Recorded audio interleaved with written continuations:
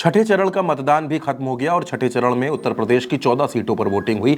सबसे पहले बात मतदान प्रतिशत पर कर लेते हैं, उसके बाद दिन भर की उथक पटक जो रही, दिन भर के जो समीकरण रहे उस पर भी बात करेंगे। सबसे पहले बात प्रयागराज की करते हैं, इलाहाबाद की, जहां 5 बजे तक 49.30% मतदान हुआ। अंबेडकर नगर में सबसे ज्यादा 59.53, आजमगढ़ में 54.20, बस्ती में 55.03, भदोही में 50.67, डुमरियागंज 50.62, जौनपुर में 52.65, लालगंज में 52.86, मछली शहर में 52.10,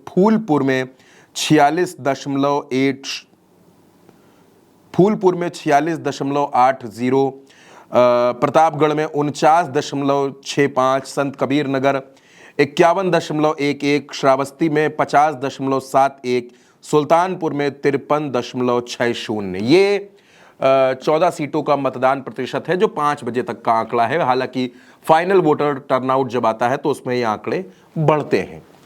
लेकिन दोस्तों, जिस तरीके का चुनाव उत्तर प्रदेश में देखने को मिला, जिस तरीके से 14 सीटों पर मतदान हुआ, बहुत अगर देखा जाए तो भारतीय जनता पार्टी और इंडिया गठबंधन के बीच कई सीटों पर दिलचस्प मुकाबला देखने को मिला।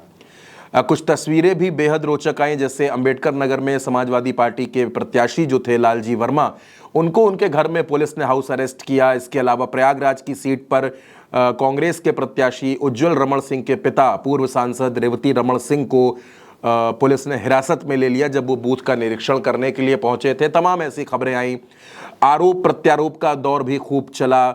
धर्मेंद्र यादव ने आरोप लगाया कि बुजुर्गों को वोट नहीं डालने दिया जा रहा। जौनपुर में इस तरीके की आरोप सामने आए कि मुस्लिम वोटर्स को वोट नहीं डालने दिया जा रहा। धीमे मतदान की भी शिकायतें रहीं। समाजवादी पार्टी ने कई शिकायतें दर्ज कराई। लेकिन इन सब के बीच जो चुनाव हुआ है, हम आपसे बात करेंगे कि चुनाव को देखने के बाद, मतदान प्रतिशत को देखने के बाद और पूरे दिन भर की वोटिंग के बाद जो सिनेरियो दिख रहा है, जो समीकरण बनते नजर आ रहे हैं और जो एक तस्वीर निकल करके सामने आ रही है, वो क्या है अलग अलग सीटों पर।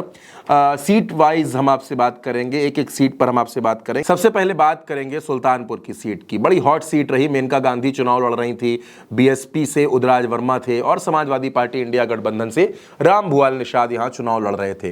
दोस्तों, दरअसल पिछले 4 से 5 दिनों में सुल्तानपुर का समीकरण तेजी से बदला, क्योंकि जिस तरह से जो बाहुबली ब्रदर्स हैं, सोनू सिंह और मोनू सिंह, वो समाजवादी पार्टी के साथ आ गए और लगातार उन्होंने चुनाव प्रचार की कमान संभाली। उससे रामभुआल निषाद के पक्ष में एक माहौल बना और जिस तरीके से मेनका गांधी के पक्ष में कोई बड़ा नेता नहीं आया, न प्रधानमंत्री आए, न अमित शाह दिखे, न राजनाथ सिंह दिखे, तो मेनका गांधी एक तरीके से पूरे चुनाव में अकेली नजर आई। आखिरी दिन जब प्रचार का था तब वरुण गांधी प्रचार के लिए जरूर पहुंचे, लेकिन वरुण गांधी का जाना ना जाना लगभग बराबर की स्थिति वाला रहा। तो अगर वोटिंग के बाद इस सीट की हम बात करें तो ये सीट अभी आप ये मानिए कि भारतीय जनता पार्टी के लिए रेड जोन में है, यानी इस सीट पर कड़ा मुकाबला देखने को मिला। अब सुल्तानपुर के बाद अगर मैं आपसे बात करूं श्रावस्ती की, तो श्रावस्ती में एक कड़ा मुकाबला देखने को मिला, लेकिन भारतीय जनता पार्टी के जो प्रत्याशी यहां थे, साकेत मिश्रा, नृपेंद्र मिश्रा के बेटे हैं, विधान परिषद के सदस्य भी हैं साकेत ने एक अच्छा चुनाव यहां पर लड़ा। 29 मुस्लिम होने के बावजूद साकेत मिश्रा ने कड़ी टक्कर दी है समाजवादी पार्टी को और बीएसपी को इस चुनाव में। और श्रावस्ती की सीट अगर मैं आपसे कहूं तो बीजेपी इस सीट पर चुनाव निकाल सकती है। बीजेपी के काफ़ी जो माहौल है वो बीजेपी के पक्ष में देखने को मिला।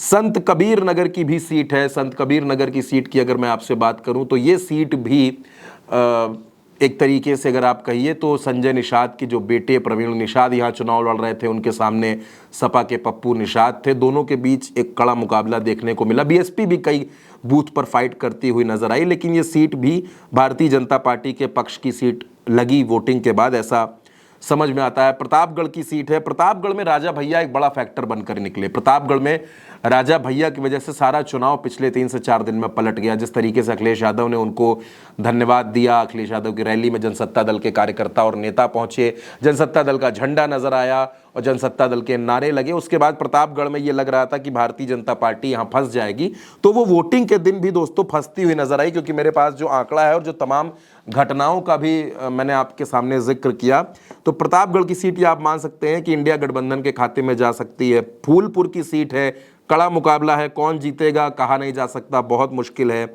मछली शहर की सीट है, एक युवा लड़की को प्रिया सरोज को अखिलेश यादव ने टिकट दिया। तूफानी सरोज की बेटी हैं, तूफानी सरोज केराकत से सपा के विधायक हैं और बीपी सरोज से उनका मुकाबला था। बीपी सरोज पिछली बार 181 वोटों से चुनाव जीते थे, लेकिन इस बार प्रिया सरोज ने उनको टक्कर दी है। तो यहां भी टफ फाइट देखने को मिली है फूलपुर की सीट पर, मछली शहर की सीट पर जो प्रिया सरोज चुनाव लड़ रही थी। लालगंज की सीट है, लालगंज में संगीता आज़ाद बीएसपी की सांसद हुआ करती थी, भारतीय जनता पार्टी में शामिल हो गई। बीजेपी ने यहाँ नीलम सोनकर को मैदान में उतारा, इंदु चौधरी बसपा से थी, सपा से दरोगा प्रसाद सरोज लड़ रहे थे। कड़ी टक्कर इस सीट पर देखने को मिली लालगंज की सीट पर। यानी अभी अगर मैं आपसे बात करूं तो श्रावस्ती, संत कबीर नगर की जो सीटें हैं और बहुत हद तक फूलपुर की जो सीट है ये भारतीय जनता पार्टी के पक्ष में नजर आती हैं। इसके बाद सबसे हॉट सीट, सबसे ज़्यादा चर्चा वाली सीट जिसकी चर्चा पूरे देश में हुई, जौनपुर की सीट। जौनपुर में धनंजय सिंह एक बड़ा फैक्टर बने।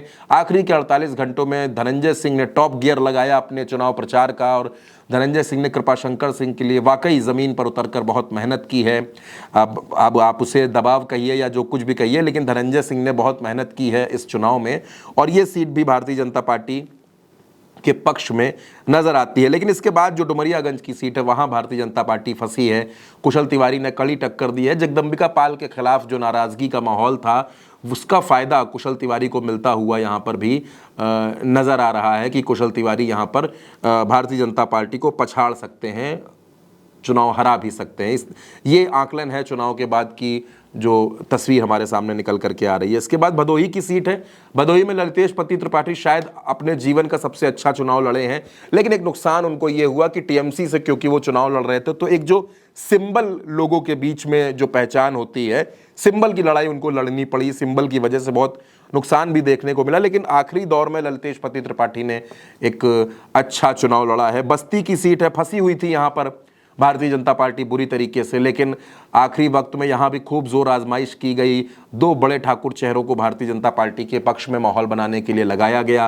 राजकिशोर सिंह पहले से ही भारतीय जनता पार्टी में शामिल हो गए थे, उनके भाई डिम्पल सिंह भी शामिल हो गए थे और उसके बाद एक दिन में जौनपुर के पूर्व सांसद धनंजय सिंह ने एक दिन के अंदर बस्ती में 3 से 4 जनसभाएं करके हरीश द्विवेदी के लिए माहौल बनाने की कोशिश की, लेकिन कड़ा मुकाबला बस्ती की सीट पर भी देखने को मिल रहा है।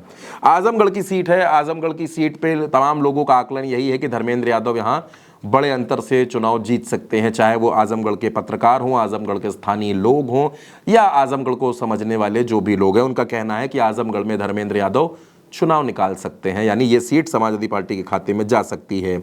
इलाहाबाद की सीट है। इलाहाबाद की सीट पर भारतीय जनता पार्टी और सपा के कांग्रेस के जो प्रत्याशी थे उज्जवल रमण सिंह, उनके बीच मुकाबला देखने को मिला, लेकिन उज्जवल रमण सिंह चुनाव निकाल देंगे इसकी उम्मीद थोड़ी सी कम नजर आती है। यहाँ पे कड़ी टक्कर है, कड़ी फाइट है और कुछ भी यहाँ हो सकता है, लेकिन फिलहाल नीरज त्रिपाठी जो भारतीय जनता पार्टी के प्रत्याशी थे, केसरीनाथ त्रिपाठी के बेटे हैं, उन्होंने एक कड़ी टक्कर यहां पर दी है इंडिया गठबंधन के प्रत्याशी को। और अंबेडकर नगर की सीट सबसे ज्यादा हैरान करने वाली सीट, सबसे ज्यादा इंटरेस्टिंग सीट, क्योंकि पिछली बार जो बीएसपी से सांसद थे वो इस बार यहां भारतीय जनता पार्टी के प्रत्याशी थे रितेश पांडे।